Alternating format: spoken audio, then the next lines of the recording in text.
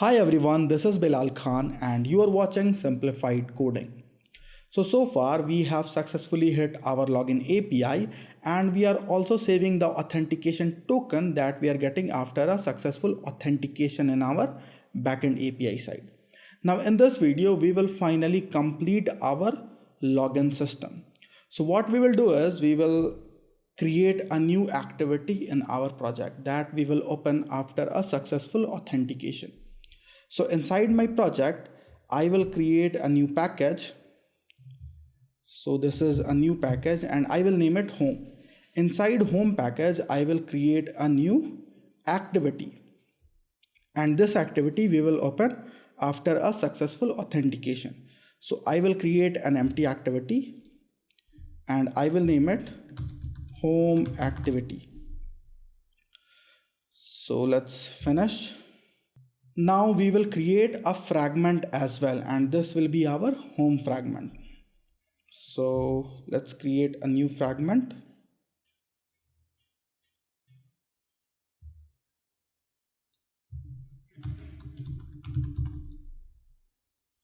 For now, I will remove these extra codes because I don't need these. So let's remove everything. So this is our fragment. Now we need to create one more graph for this home activity, that is our navigation graph. So inside resources, I will create one more graph and I will name it nav home. You can name it whatever you want. So this is my navigation graph for my home activity that we will open after a successful authentication. So let's add the created fragment to this nav home navigation graph. So I will add our fragment home here. Just for now, I will go to the fragment layout, that is fragment home, and here I will change the text to let's say welcome user, just for now. So we have welcome user here. I will change the gravity to center.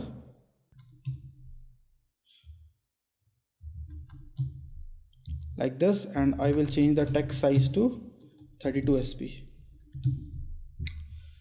So this is just a blank fragment with a text that welcome user. Now we will go to our activity underscore home and here we will add a nav host fragment. So this is the nav host fragment. We will drag it here like this and we will select the navigation graph, that is nav home, that we just created. Now let's add the constraints like this. I will set everything to 0.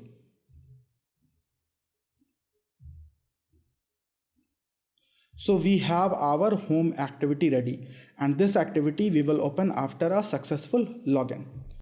Now I will create a util class to store some common functions. So I will create inside UI and I will name it utils. Now the first function that I will create is to start a fresh activity. So I will create a function. It is a generic function that will accept any activity that we want to start, and it is of type activity. Now I will name it start new activity, and to this function we will pass an activity of type class A. Now inside this activity we will open the passed activity, and it is an extension function of activity. So I will write it like this: activity dot start new activity. Now I will create an intent here. The first parameter is this, and the next parameter is the activity that we want to start, and it is activity. Now I will write also here, and I will add some flags. So flags equals to activity new task and activity clear task, because I want to start it as a new activity, because after a successful login user will click back button, the user should not see the login screen again. So that is why I have added these flags. Now finally we will call the function start activity and we will pass the intent, that is it. Now I will create one more function. It is actually for the progress bar, to show and hide progress bar. So I will create an extension for view and I will name it visible. You can name your functions whatever you like. And to this function I will pass is visible. It is a parameter of type boolean, like this. Now I will change the visibility of this particular view according to this is visible boolean variable. So here I will write visibility equals to if is visible view dot visible else view dot gone, like this. Now one more function I will create. This is the last function for now and it is view dot enable. Again we will pass is enable. It is a boolean and here I will set enabled equals to is enable. The names are little ambiguous here, so I will change the variable name to enabled and I will set the enabled value here. So whatever value we will pass, according to that the view will be enabled or disabled. So we have our functions ready. Now come back to login fragment. So I will close all the files and I will open login fragment. Now here when we have a successful login, we are saving the auth token, and after saving the auth token we will start our home activity. So here what we can do is we can write require activity and then start new activity, the extension function that we just created. So we have start new activity and here we will pass the activity that we want to start, and in this case it is home activity class.java, like this. And now after a successful login our home activity will start, and the same thing we need to do in main activity as well. So we will go to main activity, but first we will show a progress bar while we are hitting the backend API. So I will first go to my login fragment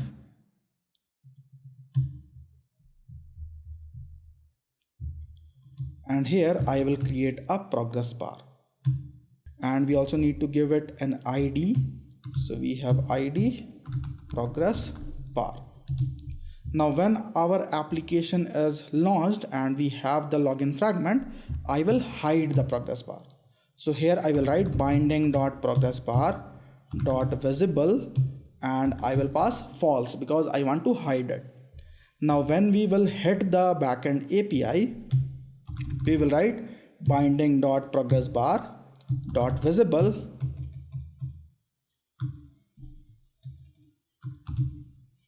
and this time we will pass true because now we want to show the progress bar, and again we will pass false when we have the response from our backend API. So here inside the observer we will call visible and we will pass false because again we need to hide the progress bar. Now one more thing that we will do in this video is we will add the validations.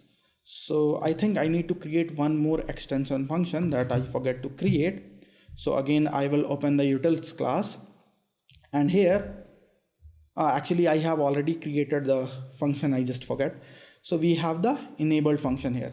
Now one more thing I would like to do here is I will change the alpha value of the view that we want to disable. We will write alpha equals to if enabled. So if it is enabled we will set the alpha value to 1, that is no opacity. We will see it like a solid button, but in case of else we will set the alpha value to 0.5f. Now with alpha value 0.5 we will see it like it is disabled. So basically we are making it semi-transparent here. So we will see it like it is disabled. So we have the function here. Now come back to login fragment and here what I will do is I will first disable my button, because when user will launch the login screen, nothing is entered and the button should be disabled.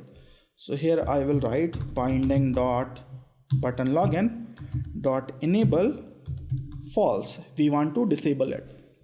Now here I want to add a text change listener to my edit text. So you can add it to either of your edit texts that are for email and for password. So I will use for password here. So I will write here binding dot edit text password dot add text changed listener. And here I will get the email input as well. So I will get the email from binding dot edit text email dot text not to string dot trim, like this. Now I will change the enable state of the button here. So I will write binding dot button login dot enable. So I will pass here email is not empty and it, that is the editable dot toString dot is not empty. So that means if email is not empty and the password is not empty, it will be evaluated to true, and true means enable the button. For any other case, it will disable the button. So validations are also added. So I will remove this to do and everything is fine for now. We will go to just main activity and here I will do the same thing. So first I will check if it is null, that means we need to start the auth activity, else we need to start the home activity. So here I will create a val activity equals to if it is null, I will add auth activity here, else we need to start home activity, and finally we will call the function start new activity that we already created, and we will pass the activity that we want to start. So main activity is ready and our login fragment is also ready. And one more thing that I would like to do is, so we are using this lifecycle scope here to save the auth into our user preferences, but I want to do it inside my view model. So what I will do is I will open auth repository and here I will pass one more parameter. So I will write here private val preferences, that is my user preferences, and here I will create one more function that is suspend fun save auth token, and here we will pass the token and we will call preferences dot save auth token and we will pass the token. Now from the view model we can call this function. So go to view model, that is my auth view model, and here I will create a function save auth token. We will pass token that is string. Now we will use the view model scope here. So we have view model scope dot launch like this, and here I will call repository dot save auth token and I will pass the token. Now inside our login fragment we do not need to use this lifecycle scope. I will delete it and I will use the view model and I will call the function save auth token. One more change that we need to do is we need to pass the preferences as a second parameter here in our auth repository constructor call. So here we are creating our repository and we have added one more parameter to our repository class. So we need to pass that parameter. So here I will pass preferences, that is actually user preferences that we already created in the last video. So I have passed the preferences. Now everything is done and it should work. So let's try running the application and see whether it is working or not. So this is our application. Now let's try login in and see if it is working or not. So I will enter my email and password.